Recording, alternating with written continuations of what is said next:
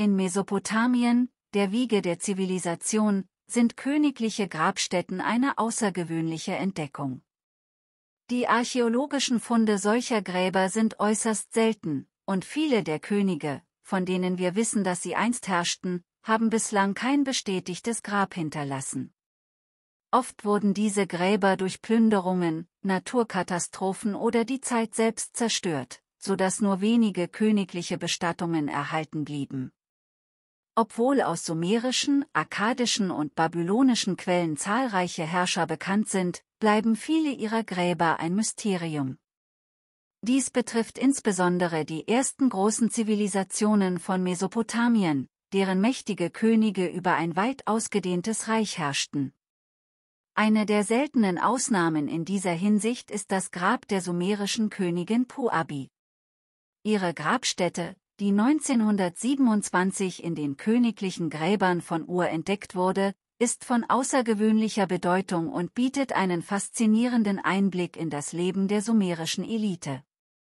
Die Entdeckung von Puabis Grab zählt zu den bedeutendsten archäologischen Funden in der Geschichte Mesopotamiens und liefert wertvolle Informationen über die Kultur, die Kunst und die Bestattungsriten der Sumerer. Puabi war eine bedeutende Figur der sumerischen Zivilisation, die im 26. Jahrhundert vor Christus lebte. Ihr Grab, das in den 20er Jahren des 20. Jahrhunderts vom britischen Archäologen Leonard Woolley ausgegraben wurde, bietet wertvolle Einblicke in die sumerische Kultur und Gesellschaft. Die Entdeckung war ein Meilenstein in der Archäologie und half, das Wissen über die sumerische Zivilisation erheblich zu erweitern. Die Fülle und der Reichtum der Grabbeigaben sowie die gute Erhaltung der Artefakte erlaubten es den Forschern, tief in das Leben der sumerischen Eliten einzutauchen und die Bedeutung von religiösen und sozialen Strukturen besser zu verstehen. Die sumerische Zivilisation entwickelte sich im südlichen Mesopotamien, im Gebiet des heutigen Irak, etwa im 4. Jahrtausend vor Christus. Im 26. Jahrhundert vor Christus befand sich Sumer in der frühen Dynastiezeit, die durch Stadtstaaten, monumentale Architektur und die Entwicklung der Schrift geprägt war.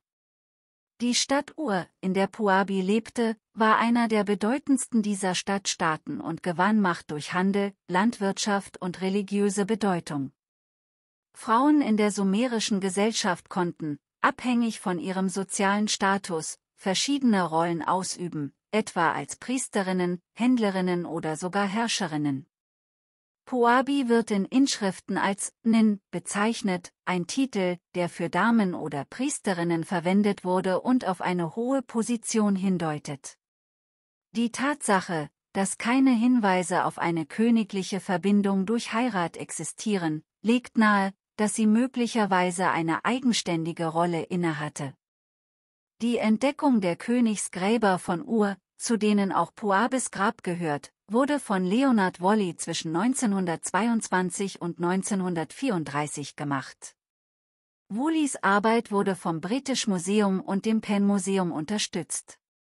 Er gilt als Pionier moderner archäologischer Techniken, einschließlich der systematischen Dokumentation von Funden und Kontexten. Woolley entdeckte 16 sogenannte Königsgräber, viele davon enthielten beeindruckende Schätze und Hinweise auf komplexe Bestattungsrituale. Puabis Grab war eines der am besten erhaltenen und reichsten Gräber, die entdeckt wurden. Es war tief in den Boden gegraben und mit einer Kammer aus Lehmziegeln ausgestattet. Die Erhaltung des Grabes ermöglichte es, viele Artefakte in ihrer ursprünglichen Anordnung zu dokumentieren. Ihr Grab fiel durch die Fülle und Qualität der Grabbeigaben auf. Bei der Ausgrabung wurden viele Schmuckstücke aus Gold, Silber und Edelsteinen wie Lapislazuli und Karneol gefunden, die aufwendig verarbeitet waren. Ein besonders beeindruckendes Artefakt war ein Kopfschmuck aus Gold mit Blumenmotiven und Edelsteinen. Weitere Funde umfassen Halsketten, Armbänder und Ringe. Ein weiterer bedeutender Fund war eine Lyra, ein Musikinstrument, das die kulturelle Bedeutung von Musik in der sumerischen Gesellschaft unterstreicht. Die Lyra war kunstvoll mit Gold und Edelsteinen verziert und weist auf eine mögliche rituelle oder zeremonielle Nutzung hin. Neben den Schmuckstücken und Instrumenten wurden in Puabis Grab auch Überreste von Dienern und Tieren gefunden, was auf Opferrituale hindeutet. Die genaue Rolle von Puabi bleibt trotz der Funde unklar. Die Bezeichnung Nin könnte darauf hinweisen, dass sie eine hohe Position in der religiösen Hierarchie von Ur innehatte oder eine eigenständige Herrscherin war. Der Mangel an Beweisen für eine königliche Heirat deutet darauf hin, dass sie möglicherweise eine eigenständige Führungsperson war. Diese Unabhängigkeit wäre in der patriarchalischen Struktur der meisten antiken Gesellschaften ungewöhnlich und deutet auf eine besondere Stellung von Frauen in Sumer hin. Die Artefakte aus Puabis Grab bieten Einblicke in den Reichtum und die kulturellen Praktiken der sumerischen Eliten. Der Einsatz von Gold und Edelsteinen in Schmuck und anderen Gegenständen zeigt die Wertschätzung für Luxus und die Verfügbarkeit von Ressourcen durch Handel. Die Handwerkskunst lässt Rückschlüsse auf die technischen Fähigkeiten und den ästhetischen Geschmack der sumerischen Gesellschaft zu. Musik spielte eine bedeutende Rolle im Leben der sumerischen Elite, was die Funde von Musikinstrumenten nahelegen. Die Lyra und andere Instrumente könnten bei religiösen Zeremonien, Festen oder im Alltag genutzt worden sein. Die Funde deuten zudem auf komplexe religiöse Vorstellungen hin. Die Anwesenheit von Opfergaben und menschlichen Überresten könnte auf den Glauben hinweisen, dass die Verstorbenen weiterhin auf die Unterstützung ihrer Diener angewiesen waren. Solche Rituale waren in vielen antiken Kulturen verbreitet und reflektieren ein tiefes Verständnis von Tod und Jenseits. Die Entdeckung von Puabis Grab war ein Wendepunkt in der Archäologie des 20. Jahrhunderts. Vor Wulis Expedition war nur wenig über die sumerische Kultur bekannt. Die Funde und ihre Interpretation lieferten wertvolle Erkenntnisse über das Leben der sumerischen Elite, ihre religiösen Überzeugungen und die künstlerische Ausdrucksweise ihrer Zeit. Wulis Arbeit an den Königsgräbern von Ur setzte neue Maßstäbe in der archäologischen Praxis. Seine detaillierten Aufzeichnungen und die Nutzung von Fotografien und Zeichnungen machten die Ergebnisse einem breiten Publikum zugänglich und förderten das Interesse an der sumerischen Zivilisation. Heute sind die Funde aus Puabis Grab in mehreren internationalen Museen ausgestellt, darunter das British Museum und das Penn Museum. Diese Exponate haben wissenschaftlichen und bildenden Wert, indem sie ein Fenster in eine der ältesten Hochkulturen öffnen.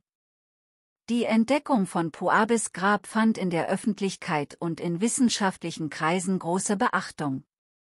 Die Funde weckten Interesse an der sumerischen Kultur und trugen dazu bei, das Bewusstsein für die Bedeutung des antiken Mesopotamiens als Wiege der Zivilisation zu stärken. Neue archäologische Methoden wie DNA-Analysen und moderne Bildgebungstechniken haben in den letzten Jahrzehnten dazu beigetragen, noch tiefere Einblicke in das Leben von Puabi und ihrer Zeitgenossen zu gewinnen. Diese Technologien ermöglichen es, Fragen zu beantworten, die in Wulis Zeit noch unlösbar schienen, etwa zur Herkunft der Materialien oder zur Lebensweise der Menschen. Puabi lebte in einer Zeit, in der die sumerische Zivilisation von einer reichen und komplexen Götterwelt geprägt war. Zu den wichtigsten Gottheiten gehörten die Anunnaki, eine Gruppe mächtiger Götter, die als Herrscher über Himmel und Erde galten. Diese Götter spielten eine zentrale Rolle in der sumerischen Religion und Mythologie und wurden oft als die Nachkommen von An, dem Himmelsgott, und Ki, der Erdgöttin beschrieben. Neben dem spektakulären Grab von Königin Puabi legte Sir Leonard Woolley auch eine Reihe weiterer bedeutender Gräber in Ur frei, die uns faszinierende Einblicke in die Bestattungspraktiken und den Reichtum der sumerischen Elite geben. Besonders hervorzuheben ist das Grab von Meskel-Amduk, einem frühen sumerischen König, dessen Grab mit einer Vielzahl von kostbaren Artefakten ausgestattet war. Zu den Funden gehören goldene Rüstungen, fein gearbeiteter Schmuck und ein prächtiger Zeremonialhelm, der die hohe Bedeutung und den Status des Verstorbenen verdeutlicht. Ein weiteres bemerkenswertes Grab ist das der Königin Shupad, auch als Lady Shupad bekannt, das ebenfalls reich an Schmuck und zeremoniellen Gegenständen war. Ihre Bestattung beinhaltete eine Vielzahl von wertvollen Ritualgegenständen, darunter eine auffällige goldene Halskette, die den hohen Rang der verstorbenen Herrscherin widerspiegelte. Die Grabkammer von Shupad lieferte zahlreiche Hinweise auf die kulturellen Praktiken der sumerischen Gesellschaft und ihre Vorstellung von einem Leben nach dem Tod.